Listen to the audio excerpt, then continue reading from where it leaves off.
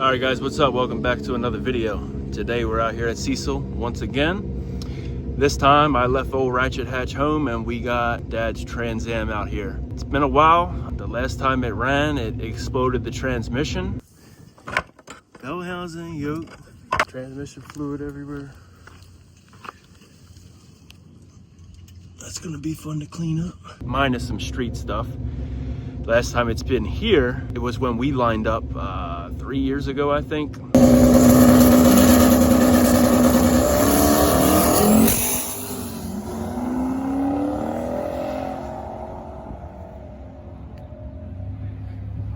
And that's when all his issues started to arise. So we're hoping for a good time today. He wants that number 8 on his slip. I know it's possible. We just got to get everything to work. I'm gonna be looking at the data and making tune adjustments for him to make sure it gets down as fast as possible. And hopefully it's a good day. I do wish I had my car here, but you know, it is what it is. I want to focus more on the Trans Am since we didn't really have it out all year. So let's hope we can get that 8-second slip. I'm gonna get some GoPro footage from the inside and try to make a good video out of this. So let's get to the action.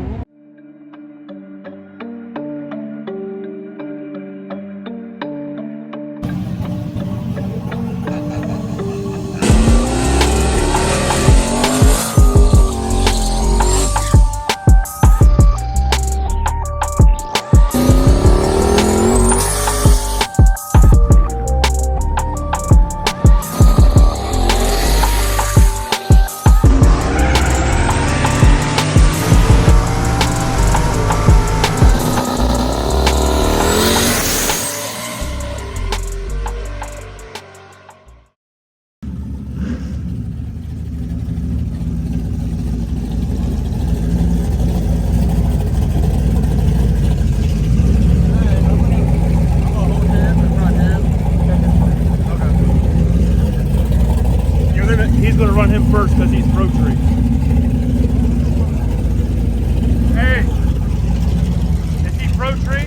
Yeah, 400. You can run them together if you want. If it's too difficult, he don't mind. He's not going over. It don't matter to me. Yeah, hold on, brother.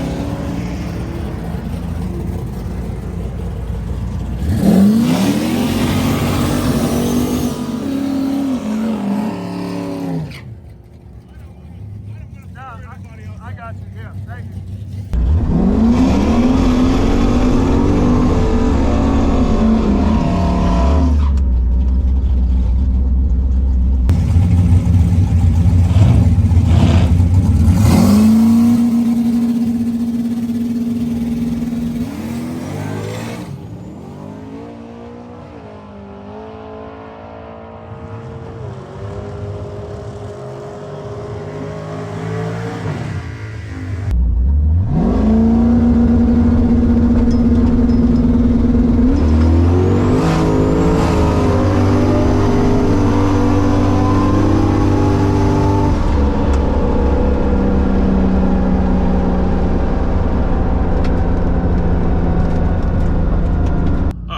Number 1. So we've never really been able to get the Trans Am to leave that good. Get it to leave and not spin, but it's a slow 60 foot. Try to turn it up and it'll just spin and knock the tires off. Granted, the last time it was at the track, it was at Capitol, and that prep just wasn't ideal for a radial.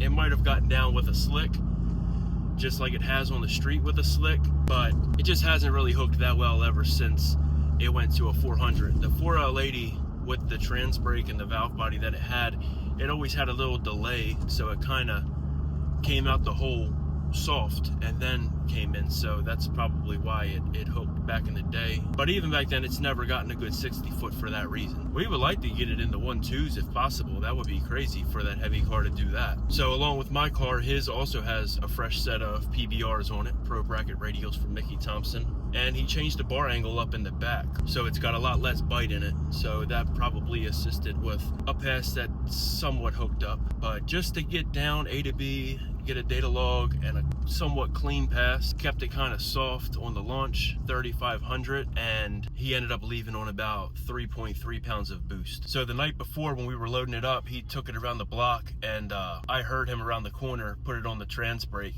and it was popping and banging like crazy because it's got a lot a lot of timing being pulled out of it. That's the way I set it up to build some boost, because it's a super loose converter, so it's not a lot of load on it. On top of that, he put a 4-inch dump on the turbo. It's usually got a full 3-inch exhaust out the back with a cutout. So with the big 4-inch, it just got that turbo moving quick.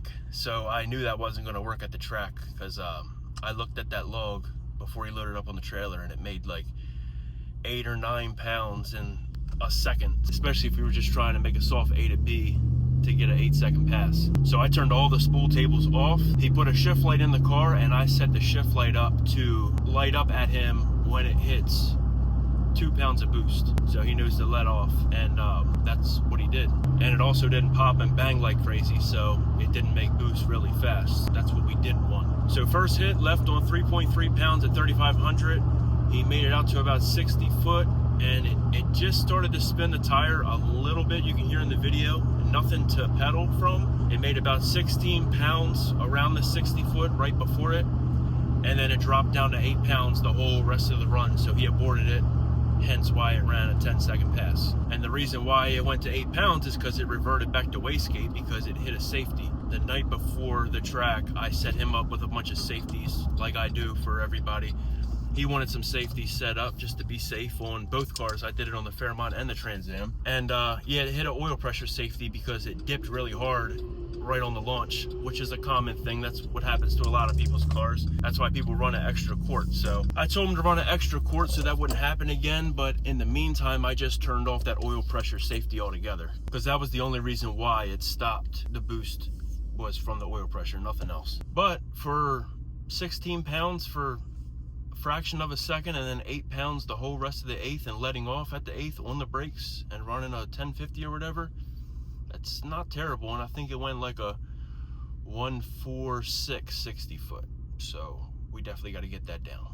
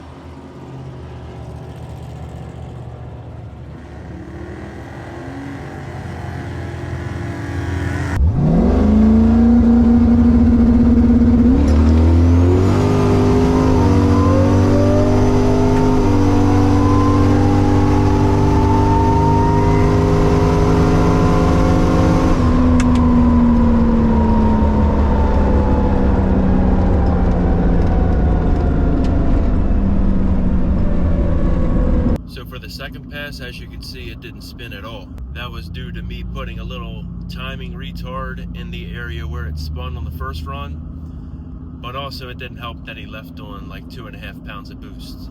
It didn't stay on the 2-step long enough to build more than that. So his car's kind of hard because wastegate is 8 pounds, so we really don't want to leave on 8.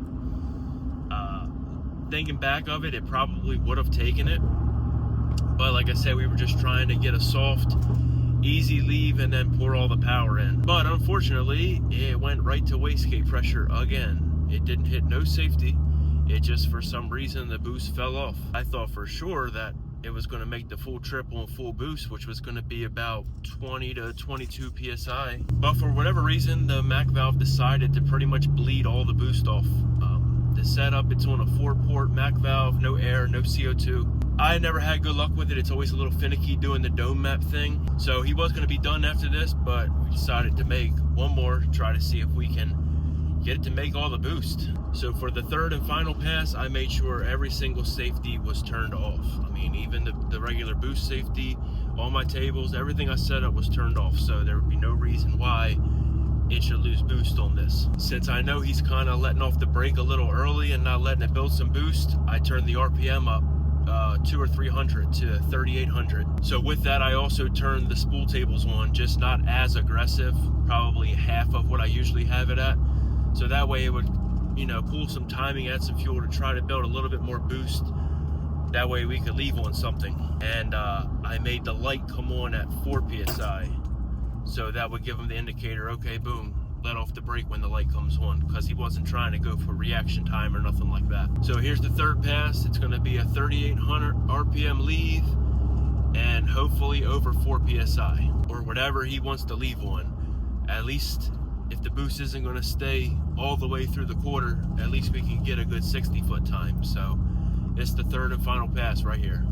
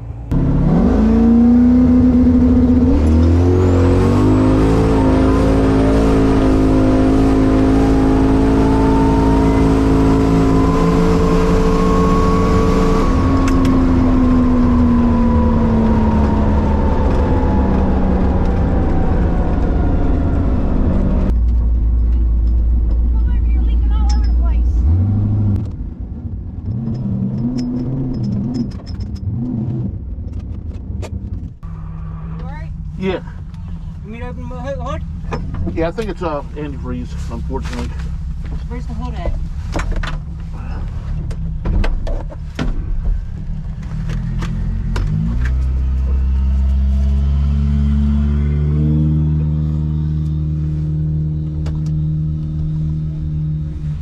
Huh? There's antifreeze. Yeah, just antifreeze.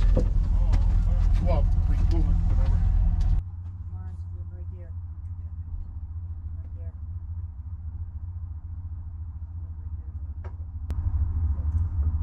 Gee, this shit stinks, yo. It smells like from a fucking battery, yo. I know the one time I looked over and said 20 and a half pounds.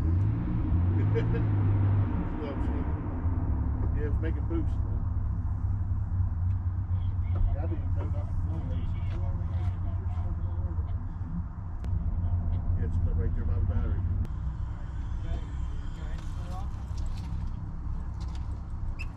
What are we doing? Wait a minute. Now, when you go, Rick, you go this way.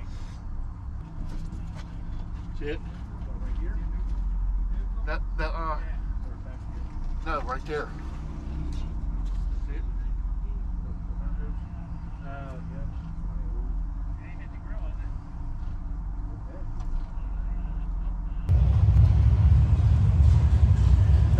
That sucks. I wonder how old that is. That's probably been on there Since the beginning. 5, 6 years ago. That's a fuel line, too. Well, we're home. Got all the cars safe and sound. So as you see from the last clip, we busted a steam port hose. It's an old line.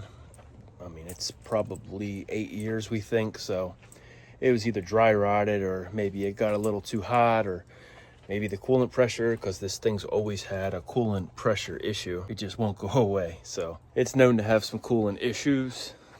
Could be any of them, but we're gonna put it up on the ramps and figure out what the deal is. Maybe try to go out one more time to finish off the year. Really wants that 8-second pass, I know. The best it went was a 9:46, something like that. So a 10th off from his previous personal best. And we had a bunch of issues with the boost. So as you see, red is the RPM, yellow is boost. So it wants to follow the ramp. It makes 13 pounds and then it drops off to 8 pounds, which is wastegate. So it wants to try to follow the boost ramp, and then some reason it just loses all the boost and flatlines on get wastegate. There's no safeties on. There might be a leak, that's what we're thinking, but if there's not a leak in the lines, then no idea why it's doing that. And as you see, it's the MAC valves. Vent is completely zero, so it's trying to make the boost, but it just won't do it for whatever reason. This is the fill. It makes it, and then it just won't maintain it. I mean, the boost and the fill is zero, so no idea why it's doing that. So yeah, that's that.